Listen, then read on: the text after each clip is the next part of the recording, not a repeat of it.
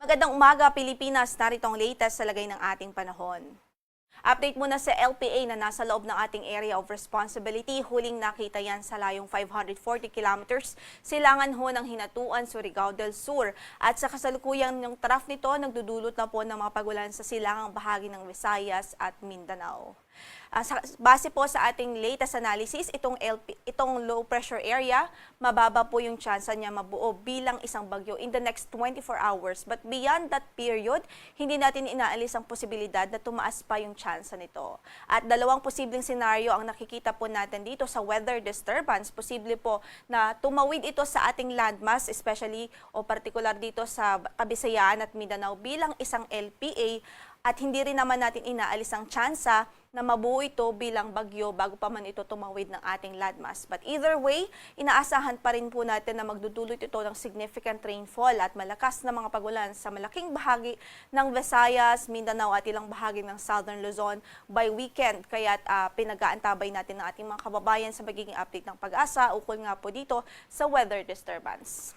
Samantala, yung easterlies patuloy din nagdudulot ng mga pagulan sa Aurora at Quezon at nakakaapekto ito ngayon sa Luzon at Visayas.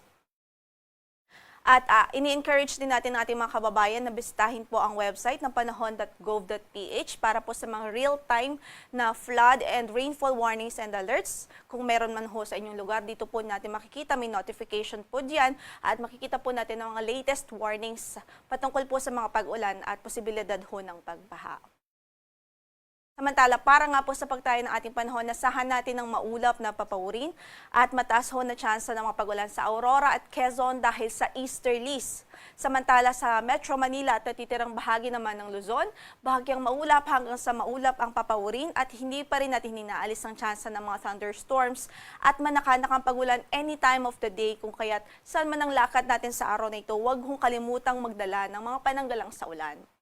Sa Metro Manila, 25 to 31 degrees Celsius ang inaasahang magiging agwat ng temperatura, 17 to 23 po sa Baguio, 24 to 32 sa Lawag, at sa Tuguegarao naman ay 24 to 32 degrees Celsius sa Tagaytay, 22 to 30 degrees Celsius, habang sa Legazpi ay 25 to 31 degrees Celsius.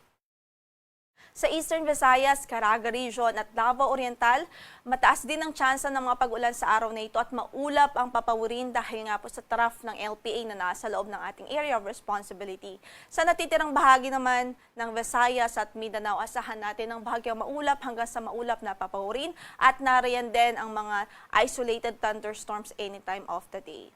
Sa Tacloban, 25 to 30 degrees Celsius ang inaasahang magiging agwat ng temperatura.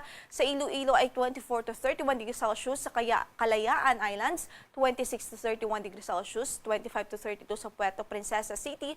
At sa Zamboanga ay 24 to 33 degrees Celsius. Sa Cagayan de Oro, 24 to 32. At sa Davao naman, Davao City ay 25 to 32 degrees Celsius. Wala rin ho tayong gale warning ngayon na nakataasan mga bahagi ng ating mga baybaying dagat, banayad hanggang sa katamtaman ang magiging kondisyon at pag-alon ng ating karagatan sa buong kapuluan. Ang sunrise natin for today is 5:45 in the morning at mamaya ay dudubog ang araw sa ganap na alas 6 ng gabi.